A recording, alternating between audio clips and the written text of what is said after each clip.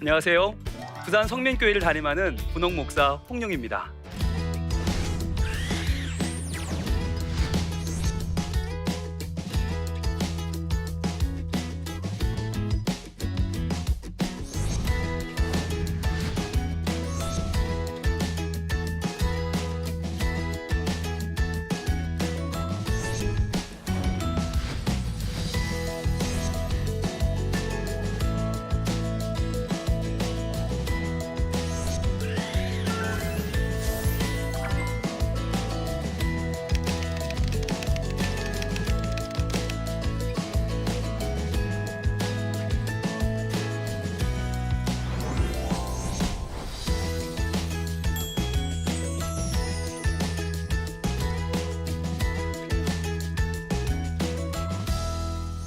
오늘은 교회학교 부흥, 교사가 힘이다 라는 제목으로 이야기 나눠보도록 하겠습니다. 오래전 일입니다. 한 전도사님이 여름 성경학교를 앞두고 노방전도를 하기로 했어요. 그런데 뭘 가져왔냐면 큰 북과 삐에로 복장을 가지고 온 거예요. 그리고 한 선생님이 이 삐에로 복장을 하고 북을 둥둥 치면서 자, 여러분 성경학교 오세요 오세요 둥둥 이렇게 노방전도를 하면 온 동네 아이들이 다 따라 나올 거라는 이야기였어요. 자, 그런데 그 이야기를 듣는 선생님들의 반응이 지금 이랬어요. 설마 이런 표정이었던 거예요. 아니 요즘 때가 어느 때인데 아우 저런 삐에로 북 아우 되겠냐. 선생님들이 전부 다 에이 손을 저었어요. 자, 그러자 전도사님이 에이 아무도 안 하면 제가 할게요. 막 옷을 입는데 한 갓 고등학교를 졸업한 청년 교사 하나가 에이 전도사님 그 나이에 어떻게 해요? 제가 할게요. 그리고는 빨간 코를 붙이고 연지곤지를 찍고 큰 복을 들고 나갔습니다. 그리고는요 시키는 대로 했죠. 둥둥 자 여름 성경학교 자 어린이들 다 오세요 둥둥 그랬더니 와 온 동네 어린아이들이 하나도 없는 거예요. 아니 쥐새끼 한 마리가 안 보이는 거예요. 다 어딜 갔는지. 게다가 어른들도 어머 이상해 저 사람 누구야 막 이러는 거예요. 결정적인 건 같이 나간 교사들까지 모르는 사람처럼 마치 따로 나온 사람들처럼 그렇게 하는 거예요. 이 교사 상처를 많이 받았어요. 정말 약속한 거니까 동네 한 바퀴는 돌아야 되는데 이를 부득부득 깔면서 저 둥둥 여름 성경학교 오든지 멀든지 이러면서 겨우겨우 한 바퀴를 돌았어요. 그래서 속으로 이 더운 날 땀은 삐질삐질 나는데 너무 힘들잖아요. 그래서 내가 전도사님 시키는 거 다시는 하나 보자 이를 갈면서 교회로 한 바퀴 도와들고 들어왔네요. 북을 던지면서 꽃가를 빼고 빨간 코를 빼면서 이 청년이 아우 더워 아우 미친 줄 알았네. 그런데 바로 그때 뒤에서 빼꼼히 교회당 문이 열리는 거예요. 그러면서 꼬마 하나가 초등학교 2학년 꼬마 하나가 삐에로가 화장을 지우니까 아저씨다 그러는 거예요. 야 나 아저씨 아니야 형아야. 형아라는데 그냥 아저씨다. 아니라니까. 야 너 우리 교회 맞아? 그랬더니 교회가 뭐예요? 너 우리 교회 아니야? 근데 여기 왜 왔어? 아저씨가 오라면서요. 둥둥 여름이 어쩌고 뭐 오라면서요 아저씨가.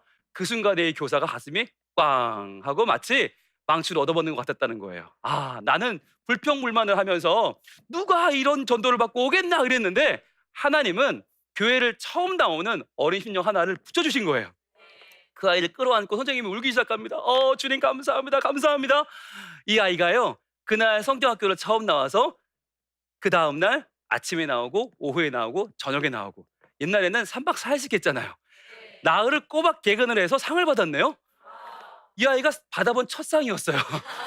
딴 데 가면 뭘 잘해야 상을 주는데 교회는 나오면 착한 어린이야. 이 아이가 얼마나 좋은지 그 다음 주 나오고 그 다음 주 나오고 4주 나와 등반을 하고요. 어린이 그 성경학교 비롯해서 모든 주에 개근을 합니다. 고등부에 올라가서 이 아이가 중등부 총무가 됩니다. 고등부에 올라가서 고등부 회장을 합니다. 그리고는 고3이 됐습니다. 진로를 정해야 되는데 나는 하나님 믿는 게 너무 좋아. 나는 교회가 너무 행복해. 나는 복음 전하는 사람이 될 거야. 신학교를 갑니다. 그리고 이 아이가 장신대를 가서 4년간 공부를 하고 신대원을 가서 전도사님이 됩니다.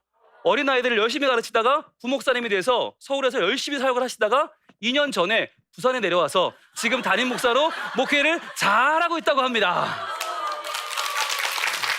저희 때는 할 것도 아무것도 없었잖아요. 골목에 나와서 이렇게 땅을 그림을 그리고 있는데 갑자기 어떤 삐에로 아저씨가 큰 북을 들고 나타난 거예요. 보니까 주변에 아무도 없어. 나나 저분이나 처지가 비슷해 보이더라고요. 그래서 따라오라길래 한번 가봤죠. 근데 거기가 교회였던 거예요. 그런데 그곳에서 받은 사랑이 너무나 컸어요. 그래서 조금 조금씩 시간이 지나면서 예수님을 알게 되고 복음을 알게 되고 제가 얼마나 존귀한 사람인 줄 알게 됐어요. 그래서 교회에 있는 게 너무 좋아서 신학을 하고 지금 목회를 하고 있게 되었어요. 여러분 근데 지금 생각하면요. 순간 아찔한 건 바로 그 선생님이에요. 지금은 이름도 잊어버렸죠. 얼굴도 다 잊어버렸어요. 그 선생님이 만약에 하겠다고 나서지 않았다면 그 무더위에 그 노방전도 그 무거운 북을 들고 오세요, 오세요 하지 않았다면 과연 나는 어떻게 되었을까? 그때 저는요, 요즘 아이들 말로 제일 찌질한 아이였어요. 아무도 저한테 교회 가자고 안 그랬거든요. 그러다 보니까 아마 제가 교회를 갔을까? 하나님을 알게 되었을까? 그때 그 노방전도가 아니었다면 과연 나는 어땠을까? 생각하면 정말, 야, 하나님의 은혜가 정말 다행이다. 다행이 아닐 수 없다 생각이 듭니다. 오늘 교회 학교의 부흥, 그 힘은 바로 교사에 있다라는 이야기를 나눌 텐데요. 교사분들이 어떤 때는 과연 나의 봉사가, 나의 헌신이 정말 유효할까? 정말 이것이 열매를 맺을까? 라는 생각들을 많이 하세요. 그런데요, 유명한 말이 있죠. 사과 속의 씨앗은 셀 수 있지만 씨앗 속의 사과는 셀 수 없다. 바로 지금 어린이들, 선생님들이 맡고 있는 어린이들이 몇 명인지를 셀 수 있어요. 그러나 그 선생님들이 앞으로 키워낼 하나님의 자녀들, 그 위대한 어린이들이 과연 몇 명일지는 알 수 없습니다. 교회 학교에는요, 교사들이 힘이에요. 오늘 그 이야기를 한번 같이 알아보도록 하겠습니다. 자, 좋은 신앙이 어떤 것일까요? 좋은 신앙이라면 여러분 십자가를 떠올리시면 아주 쉽습니다. 먼저 하나님과 우리와의 수직적인 관계, 이것을 우리는 영성이라고 부릅니다. 그래서 신앙이 좋으려면 우선 하나님과의 관계가 좋아야겠죠. 좋은 영성입니다. 그런데 뿐만 아니라 가로도 필요해요. 가로의 축, 이것은 바로 인격입니다. 좋은 인격이 뒷받침되지 않은 영성은 잘못하면 하나님만 찾고 세상은 안중에 없는 맹신이 되고 광신이 되는 거겠죠. 그래서 올바른 인격이 바탕이 될 때 우리는 신앙이 좋다라고 말합니다. 그렇다면 교회 학교는 어떨까요? 교회 학교는 바로 이 세로의 축, 영성의 축이 바로 예배입니다. 그래서 특히 교육자들에게 저는 강조하는 건 교육자는 예배의 목숨을 걸어라. 하나님 말씀에 목숨을 걸고 아이들에게 하나님의 진리의 말씀을 전해야 한다라고 강조합니다. 그렇다면 교사의 역할은 무엇일까요? 바로 가로축입니다. 인격입니다. 인격은 언제 형성될까요? 바로 반별 공과 공부입니다. 소그룹, 선생님들이 아이를 만나는 것, 아이들이 교회에 와서 아, 참 잘 왔구나. 나를 기다려주는 사람이 있구나. 아, 한 주간 동안 나를 위해 기도해 주신 선생님이 있었어. 라는 것을 깨닫게 되는 것. 그것이 정말 아이들에게는 가장 필요한 선생님의 역할입니다. 요즘 아이들이 엄마 아빠에게 사랑을 별로 못 받습니다. 그렇죠? 아빠는 거의 얼굴 보기가 힘들고요. 엄마는 얼굴 보면 공부하라고 그래요. 예, 엄마가 물어보는 질문이 몇 개 없어요. 그죠? 근데 그 몇 개 아는 게 다 아이들 마음에 안 들죠? 그렇죠? 듣기 싫은 소리 베스트 1, 2, 3는 다 엄마 아빠가 하죠. 그러니까 아이들은요, 나를 그냥 있는 그대로 나로 봐주는 사람이 필요합니다. 그게 누구예요? 바로 인격적인 관계를 맺는 교사입니다. 교사는 우리 반 아이들을 위해서 일주일 내내 기도하잖아요. 그런데 엄마 아빠는 공부 잘하라는 기도만 하지만 선생님은 그렇지 않잖아요. 건강하게 자라고 밝게 자라고 하나님의 은혜를 깨닫는 아이가 되도록 기도하잖아요. 그러니까 그걸 기대하고 만나면 아이들이 선생님을 만나면 진정한 인격적인 만남을 누리게 되는 것이죠. 자, 따라합니다. 교사는 영적 부모다. 이것을 가슴에 품고 살아야 돼요. 영적인 부모입니다. 그렇다면 영적인 부모가 해야 되는 일이 세 가지가 있습니다. 아이를 키우는 것은요, 여러분 농사를 짓는 것과 똑같습니다. 세 가지가 필요한데요. 먼저 사랑과 훈육과 은사 개발입니다. 이 세 가지, 마치 여러분 농사를 지을 때 무엇을 줘야 되죠? 비료를 주고 물을 줘야 되죠. 그렇죠? 물을 주는 건 이 물 주는 사역이 바로 사랑입니다. 그리고요, 훈육이 뭘까요? 훈육은 잡초를 제거해 주는 겁니다. 그래서 잡초를 제거해서 잘 자랄 수 있게 도와주는 것. 마지막으로 은사 개발은 좋은 열매를 맺도록 도와주는 것입니다. 이것을 잘해주는 선생님들이 있을 때 아이들은 쑥쑥 자라게 됩니다. 자, 그럼 하나 보게 될까요? 먼저 사랑입니다. 자, 사랑하는 교사는요, 어떤 교사냐? 사랑을 부어주되 흠뻑 부어주는 교사입니다. 올해 가뭄이 찾아와서 지금 너무 농사가 힘들잖아요. 왜 힘들어요? 물이 없어서 힘든 거예요. 아이들을 기를 때도 마찬가지예요. 계속 복음, 첫째, 둘째, 셋째 이것만 전해주는 것이 아니라 아이들은요, 그거 다 까먹거든요. 뭐가 남아요? 관계가 남아요. 아이들이 선생님에 대해서 그분이 내 편이었는가 아니었는가 이게 참 중요해요. 그래서 우리 편인 선생님이 기억에 남는 거예요. 자, 그러면 우리 편은 어떤 분? 사랑해 주시는 분. 사랑이 왜 필요할까요? 요즘 아이들이 상처가 많아요. 만나보면요, 아이들이요, 눈물 없이 이야기하는 아이가 한 명도 없어요. 목사님 실은요, 제가 어떻게 살고 있냐면요, 그러면서 마치 한 50년 산 사람처럼 아이들이 자기의 인생의 아픔들을 쏟아놓는데 눈물 없이 들을 수 없는 스토리가 너무너무 많이 있어요. 바로 여러분들 자녀들의 이야기인데요. 자, 먼저 볼게요. 동생과의 이야기입니다. 형과 동생의 이야기. 자, 둘이서 투닥투닥했어요. 자, 저희 집도 아들이 둘인데 둘의 이름이 티격이와 태격이에요. 허거나 티격 태격이에요. 자, 그러면 둘이 티격태격 하다가 형이 에이 요놈아 동생을 꽁 때렸습니다. 누구 잘못입니까? 형 잘못이죠. 왜요? 그 애가 뭘 한다고 때려요, 그죠? 얘가 다 혼나는 거예요, 형이. 그런데 그 다음 날은 서로 이렇게 티격태격 하다가 동생 형을 때렸어요. 형이 맞았어요. 누구 잘못이에요? 형 잘못이죠. 그렇죠?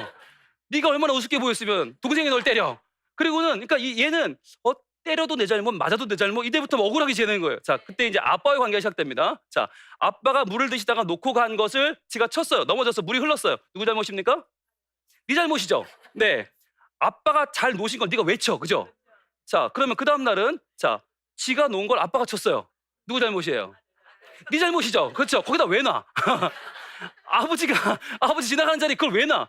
그러니까 이 아이는 그때부터 이제 막 억울함이 밀려오는 거예요. 억울함의 정서가. 그러나 가장 점을 찍는 사람은 엄마입니다. 자, 시험을 받아왔어요. 시험지 결과를 받아왔어요. 그리고는 처음부터 이제 눈물 작전도 나오는 거죠. 엄마, 제가 실은 잘 보려고 그랬는데요. 너무너무 죄송하고요. 그럼 엄마가 뭐라 그럽니까? 내가 너를 낳고 미역국을 끓였냐? 너는 누굴 닮았냐? 내 아버지를 닮았냐? 이러면서 막, 너 같은 게 무슨, 야, 이게 무슨 뭐냐고 미쳤냐? 막 그러면 애들이 눈물을 막 쏟았죠. 그때 엄마가 하는 말이 있습니다. 뭐라고 하죠? 뭘 잘했다고 울어? 뭘 잘했다고 울어? 지금 유세 떠는 거야? 너 지금? 뭘 잘했다고 울어? 당장 뚝해! 이러잖아요. 근데 안 울면 어떻게 됩니까? 너 독해졌다? 울지도 않냐? 너 이제 엄마랑 해보자는 거니? 그러니까 아이들은요, 엄마와의 관계가 정말 너무 힘든 거예요. 뭐 울면 운다고 혼나고, 안 울면 독하다고 혼나고, 나가도 혼나고, 안 나가도 혼나고, 먹어도 혼나고, 안 먹어도 혼나요. 어떻게 되는 거예요? 그러니까 아이들은 그 속에 너무나 억울함의 정서가 있고요, 상처의 정서가 있어요. 난 뭘 해도 욕을 먹어. 근데 딱 한 번 칭찬받을 때가 있어요. 언제? 100점 맞았을 때. 그때 외에는 부모님은 나를 사랑하지 않는다고 아이들은 느껴요. 정말 우리의 점수 말고는 우리가 사랑받을 길이 없다. 아이들은 그런 생각을 하기 때문에 항상 그 마음 속에는요, 아픔이 있고 눈물이 있어요. 그렇기 때문에 그 아이들이 교회에 오면 교회는 유일하게 아이들의 성적을 묻지 않는 장소잖아요. 여러분, 요즘 참 슬픈 거는요, 초등학교 2학년, 3학년만 돼도요, 학교의 선생님들이 이 아이를 보면 이 아이가 서울에 있는 대학을 갈 수 있다 없다가 나온대요. 이 아이가 대학을 갈 수 있다 없다도 알 수 있대요. 초등학교 2학년, 3학년 뭘 알아요? 그런데 그때 이미 이 아이들에 대한 평생의 성적표는 이미 다 예상이 된다는 거예요. 그러니까 선생님들이 대하는 게 달라요. 이 아이는 좋은 중학교 갈 아이, 특별한 중학교, 특별한 고등학교를 갈 아이, 이 아이는 평범한 아이, 이 아이는 평범 이하의 아이가 이미 다 결정이 된다는 거예요. 말은 안 하지만 이미 그 속은 다 알고 있어요. 표현이 돼요. 아이들은 그걸 느껴요. 너무너무 마음이 아픈 거예요. 이 아이들이 유일하게 자기의 성적과 관계없이 사랑받을 수 있는 공간은 가정이 아니라 교회입니다.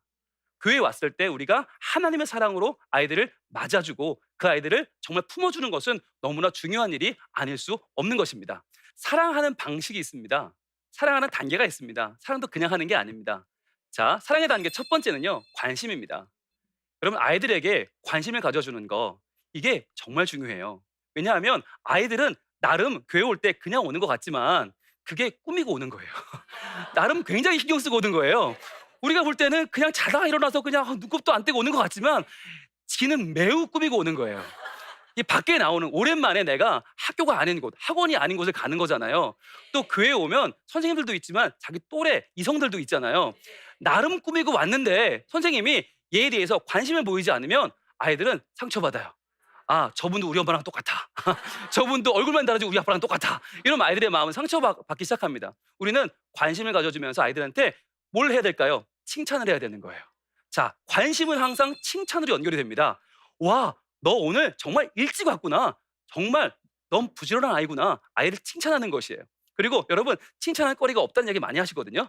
근데 관심이 있으면 칭찬이 보입니다. 자, 여러분, 아이가 오늘 신발을 짝짝이로 신고 오지 않았어요. 칭찬할 거리죠. 오늘 아이가 단추를 똑바로 메고 왔어요. 칭찬할 거리예요. 우리가 모든 건 당연하다고 생각하면 칭찬할 거리가 없고요. 당연하지 않다고 보면 아이는 다 칭찬할 거리가 되는 겁니다. 오늘 아이가 머리를 감고 왔어요. 칭찬할 거리죠. 네, 오늘 아이가 아침을 든든히 먹고 왔어요. 칭찬할 거리가 되는 거예요. 여러분, 우리가 그 아이에게 사랑을 가지고 그 아이의 머리부터 발끝까지를 관심 있게 보면 칭찬할 게 얼마나 많은지 몰라요. 오늘 너는 찬양할 때 정말 표정이 참 좋구나. 너는 오늘 말씀을 들을 때 눈에서 빛이 나는 것 같아. 네가 오늘 새로운 친구를 배려하는 모습을 보니까 선생님이 참 마음이 행복하구나. 여러 가지 질문, 이 칭찬할 거리들이 있는 거예요. 우리는요, 아무리 좋은 이야기를 들어도요, 그것보다 내 칭찬 듣는 게 더 좋아요. 여러분이 아이들을 보면서 칭찬해주고, 어우, 너 오늘 정말 너의 모습 보니까 선생님이 정말 행복해 라고 해주는 거. 여러분, 그런데 그래도 정말 없는 애도 있어요. 정말 없으면 어떻게 하면 좋을까요? 네, 이런 칭찬도 있습니다. 저희 둘째 아들 이야기인데요. 유치부 때 유치부 예배를 탈출했습니다. 그것도 친구들을 데리고. 그래서 교회 밖을 맴돌다가 정말 교회에서 비상이 걸렸죠. 그런 아이였어요. 근데 선생님이 그 아이를 데리고 와서 저한테 뭐라고 하시느냐, 이렇게 칭찬을 해주시더라고요. 목사님, 저는 이 아이 때문에 기도를 시작했어요. 기도하게 되었어요. 제가 그동안 기도하지 않았나 봐요. 저는 그 말 듣고 너무 고마웠어요. 자, 누구도 귀찮아하는 아이, 누구도 정말 답이 없다고 하는 아이. 그런데요, 그 덕분에 그 아이가 지금 사람이 되었어요. 더 감사한 건 그때 그 선생님이 지금 교회를 몇 번 바꿔서 제가 목회지가 옮겼으니까 지금도 저희 교회를 찾아오셨어요. 왜? 관심이 있는 거예요. 어떻게든 이 아이 때문에 기도를 시작했다고 하는 칭찬이라도 한다는 것은 관심이 있다는 거잖아요. 자, 칭찬하는 선생님은 그 다음 어떻게 됩니까? 질문하게 됩니다. 너는 어떻게 이렇게 친절하게 친구들에게 대하니? 너는 어쩌면 이렇게 맨날 입고 온 옷이 그렇게 세련되고 정말 감각이 있니? 칭찬해주다 보면요, 아이들은 그게 자기의 장점이라는 것을 알게 됩니다. 그게 자기의 은사라는 걸 알게 됩니다. 한두 번의 칭찬은 빈말이지만 그 칭찬이 질문으로 이어지면, 너는 말씀을 듣는 자세가 정말 좋아. 너는 공부도 그렇게 열심히 잘할 것 같은데 어떠니? 라고 아이들의 강점, 아이들이 정말 계속 지속적으로 칭찬해 줄 만한 점을 우리가 질문해 줄 때 아이는 이 선생님이 정말 나한테 관심이 있구나. 이게 나의 정말 강점이구나를 알게 되는 거예요. 두 번째는 훈육이라고 했습니다. 훈육은 뭐예요? 훈육은 가지치기를 한다. 그런데 훈육이란 아이들이 가지고 있는 삶의 두려움, 그리고 삶의 불안감, 이것을 해소해 주는 것이에요. 여러분, 예수님은 어떤 일을 하셨어요? 예수님은 질병을 고치시고요, 우리의 고통을, 그리고 우리의 죽음의 문제를 해결하셨죠. 그 중심에는 두려움과 불안감이 있어요. 왜? 이것을 없애지 못하면 우리 마음속에 천국이 임할 수 없기 때문이죠. 자, 그러면 어떠한 두려움이 있을까요? 아이들은요, 자기의 잠재력을 다 발휘할 수가 없어요. 왜요? 그걸 할 때 이거 하면 엄마가 싫어하면 어떡하지? 아이들의 마음속엔 두려움이 있어요. 우리는 그 두려움을 하나님을 믿는 믿음 안에서 없애주는 것, 그것이 훈육입니다. 두려움을 없애려면 두 가지가 필요한데요, 바로 영적 치료와 내적 치유입니다. 자, 이걸 보면요, 영적 치유는 무엇일까요? 영적 치유는 하나님을 모르는 아이가 하나님을 알게 되는 것입니다. 복음을 누리지 못하는 아이가 복음을 누리게 되는 것입니다. 그런데 그것만으로 다 되지 않고요, 내적 치료도 필요합니다. 자, 내적 치료란 뭐냐면 하나님을 알지 못할 때 가지고 있던 우리 삶의 찌꺼기들이 있어요. 예수님은 믿게 되었지만, 영적으로는 변화되었지만 아직까지 마음속에는 지금 그 예수를 믿지 않던 시절에 있던 찌꺼기가 묻어 있다는 거예요. 그걸 깨끗이 닦아줄 필요가 있겠죠. 자, 그러면 어떤 것이 있나? 첫 번째는 형벌의식이에요. 형벌의식은 나 이거 안 하면 하나님한테 혼나면 어떡하지? 라고 하는 거. 엄마 아빠를 두려워하는 아이들이 이런 마음이 많이 있어요. 마치 이번 주 기도 안 했는데 하나님이 나 혼날 것 같아요, 예배 못 갈 것 같아요, 이런 마음이에요. 두 번째는 공로의식. 나 이거 하면 하나님이 좋아하시겠지? 나 이거 하면 이쁨 받겠지? 이런 마음이에요. 그리고 세 번째는 우상숭배. 이건요, 하나님을 바라보는 게 아니라 교회 나와서 선생님의 칭찬을 바라본다든지, 아니면 친구들이 나를 어떻게 보나, 이런 거 자꾸 하나님 아닌 것들을 바라보게 되는 것이 우상숭배예요. 그러면 어떻게 없앨 수 있을까요? 여러분, 형벌의식을 없애는 유일한 길은요, 바로 선생님들의 사랑입니다. 하나님의 사랑을 전해주는 거예요. 너는 어떠한 일을 해도 하나님이 너를 받아주셔 라고 하는 사랑을 알려주는 것. 그리고 공로의식, 바로 은혜가 덮어줍니다. 네가 뭘 해도 괜찮고 안 해도 괜찮아. 이번 주에 말씀을 읽어도 괜찮고 못 읽어도 괜찮아. 하나님은 너를 은혜롭게 받아주셔. 이거 알려주는 거예요. 그리고 우상 숭배를 넘어서는 건 바로 평강입니다. 하나님으로 충분하다고 하는 것. 하나님이 너의 인생을 바른 길로 이끌어 주실 거야. 하나님 너를 사랑하셔. 이 평강이 임하는 거예요. 자, 그러면 사랑과 은혜와 평강이 임하는 곳을 우리 뭐라고 하죠? 바로 천국이라고 합니다. 천국입니다. 그래서 여러분, 훈육은요 혼내는 게 아니에요. 훈육은 너 일로 와봐, 너 이놈, 너 교회 그럼 되겠어? 이렇게 혼내면 안 돼요. 그러면 어떻게 해요? 아이들에게 사랑과 은혜와 평강을 알게 해주는 것. 그래서 교회가 살아계신 하나님의 전임을 아이들이 어렸을 때부터 느끼게 해주는 것. 그것이 가장 중요한 교육이에요. 그런데 오늘날 교회에서는요 훈육이 사라지고 있어요. 훈육이 사라지고 그냥 사랑만 남았어요. 그러니까 아이들이 교회에서 더 버릇이 없어져요. 안타까운 일이에요. 훈육이 가능해지면요 어떻게 뭐가 가능해지냐면 교회 안에서 전 세대가 함께 예배를 드릴 수 있어요. 그래서 우리는 사랑과 은혜와 평강으로 아이들이 하나님 안에서 하나님의 예배자로 자라날 수 있도록 도와주는 훈육하는 교사가 되어야 한다는 것입니다. 여기서 한 가지 제가 말씀드리고 싶은 건 교회마다요 훈육을 담당하는 선생님이 따로 있는 경우가 있어요. 그러니까 담임 선생님은 사랑만 해주고 부장님이나 부감님이 무서워 그렇게 서가지고 너희들 가만 안 둘 거야 뭐 이런 선생님들 계시면 안 돼요. 왜냐하면 사랑과 훈육은 같이 가야 되기 때문이에요. 가정에서도 엄마나 아빠가 사랑과 훈육을 나누어 맞는 경우에는요 아이들이 부모님을 바라보는 모습이 왜곡된다고 합니다. 가장 사랑하는 사람이 훈육해야 됩니다. 그래야 말을 듣습니다. 왜냐하면 사랑 속에 뭐가 피어납니까? 존경심이 피어나거든요. 존경심이 생겨야 그 아이가 훈육을 받아들일 수 있기 때문입니다. 자, 세 번째는요. 은사 개발 제일 중요합니다. 여러분, 우리 아이들이요. 아까 성적 말씀드렸잖아요. 성적 때문에 평가를 받다 보니까 아이들이 주눅 들어 있어요. 아이들이요. 자기의 뜻대로 자기의 계획대로 뭔가를 해나갈 수가 없어요. 너무 안타까워요. 여러분 교회에서 아이들 바라보면 여러분 어떠세요? 굉장히 아이들은 다양한 은사가 있습니다. 어떤 아이들은요 정말 옷을 잘 입어요. 어떤 아이들은 머리를 정말 윤기나게 관리하는 아이들이 있어요. 정말 어떻게 저렇게 할 수 있지? 요리를 잘하는 아이, 그림을 잘 그리는 아이, 컴퓨터를 잘하는 아이, 발표를 잘하는 아이, 아무것도 못하면 자리를 지키고 있는 아이도 있어요. 정말 아이들은 다양한 은사를 가지고 있어요. 그런데 그 아이들을 학교에서는 뭐라고 부를까요? 공부 못하는 아이들이라고 부릅니다. 왜냐하면 99%의 아이들은 공부 못하는 아이들이 맞거든요. 단 1%의 공부 잘하는 아이, 특출한 아이를 제외하고는 학교에서는 다 공부 못하는 애들이라고 불러요. 너무 가슴이 아파요. 우리는 뭘 해줘야 될까요? 그 아이들에게 너는 공부 못하는 아이가 아니야. 너는 하나님이 빚으신 하나님의 작품이야. 라고 하는 이야기를 들려줘야 하는 것이죠. 그래서 그 아이들이 교회 안에서 은사를 개발할 수 있도록 도와주는 거예요.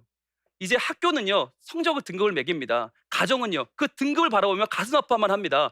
아이들의 재능을 누가 길러줄까요? 바로 교회입니다. 여러분 1% 안에 들지 못하면 쓸모없는 아이들입니까? 그렇지 않습니다. 99%의 아이들이 세상을 바꿀 것입니다. 99%의 아이들이 세상을 아름답게 해나갈 것입니다. 그 아이들에게 응원하고 지지해주는 선생님들이 필요합니다. 교회 학교 부흥을 이끄는 힘이 될 수 있는 키워드 3가지, 바로 사랑, 그리고 훈육, 그리고 은사 개발입니다. 이 3가지 하나님께서 우리에게 맡겨주신 이 아이들을 하나님의 사람으로 키워내는 이 키워드를 잘 여러분 붙드시고 교회학교의 부흥 반드시 가능합니다. 누굴 통해서? 교사들을 통해서. 교사들이 바로 교회학교 부흥의 힘입니다.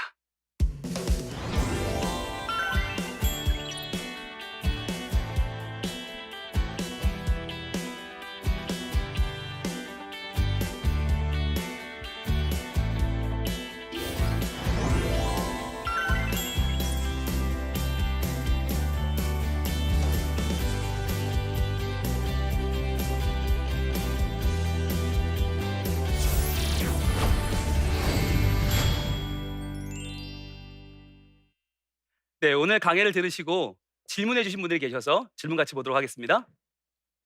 목사님이 어릴 적에 기억에 남았던 교회학교 선생님이 있으신가요? 네, 좋은 질문이죠. 그 삐에로 선생님이 먼저 기억에 남고요. 또 한 분은 저의 중고등학교 시절 6년간 담임을 해주신 분이 계세요. 중학교 1학년 그 교만 충만하고 그 건방이 넘치는 그 아이들, 아무것도 모르면서 그 교만한 아이들 중학교 1학년을 맡으셔서 담임을 맡으시고 그 다음에도 6년 동안 저를 키워주신 선생님이 계세요. 박천학 선생님이신데 중요한 건 그분이 지금도 저의 설교를 매일 받아보고 계세요. 그리고 설교를 보내드리면 매일 저에게 답변을 주세요. 저에게 존댓말을 쓰세요. 지금 목사님 귀한 말씀 감사합니다. 저는 그렇게 사랑해 주시는 선생님들이 계셔서 너무너무 좋았는데 특히 그 선생님은 지금도 제 평생의 은사시고 저의 사춘기를 함께 겪어주신 분이시고 또 지금은 저희 반뿐만 아니라 저희 같은 동기들 모두의 선생님이 되셨어요.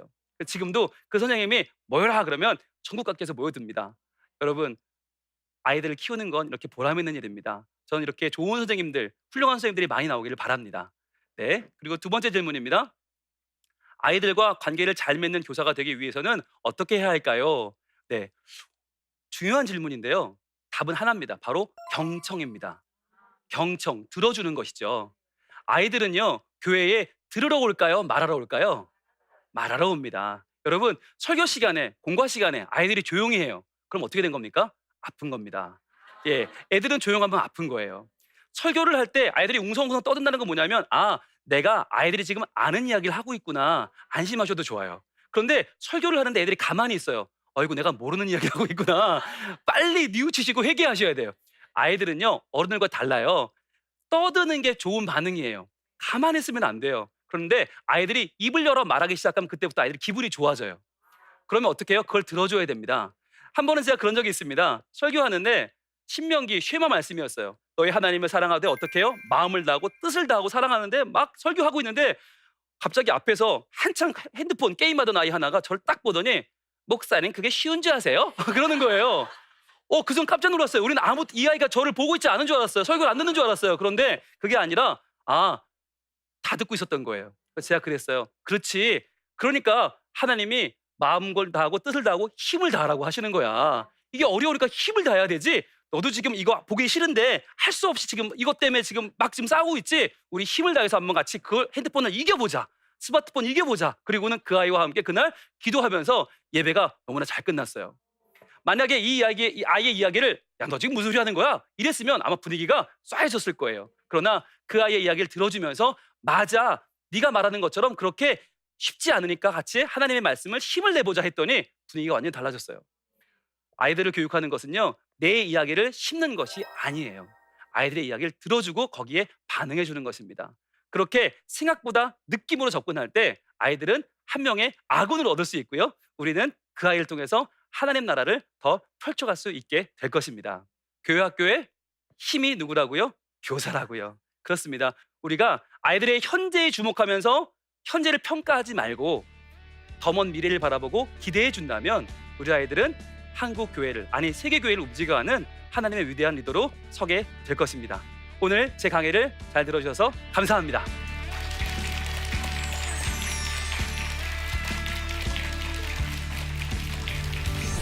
안녕하세요. 저는 별을 만드는 사람들 대표이자 범죄심리사 심규보입니다. 저는 내전증으로 힘들어하는 청소년들과 그리고 학교 밖 청소년들의 자립을 도와주고 있는 비영리 단체를 운영하고 있습니다. 저 역시도 내전증으로 힘들어하였고 학교 밖 청소년으로 지내오면서 힘들어한 시절이 있었기 때문에 지금 이 단체를 운영하면서 그 아이들을 돌보고 있는데요. 나침반을 통해서 이 아이들을 정말 사랑과 수용으로 돌보는 것이 그 아이들을 정말 반짝반짝 빛나게도 할 수 있고 비행 청소년으로 만들 수 있다는 것을 제 이야기를 통해서 들려드리고자 합니다. 나침반 시청자 여러분, 많은 시청 바랍니다. 감사합니다. 이 프로그램은 시청자 여러분의 소중한 후원으로 제작됩니다.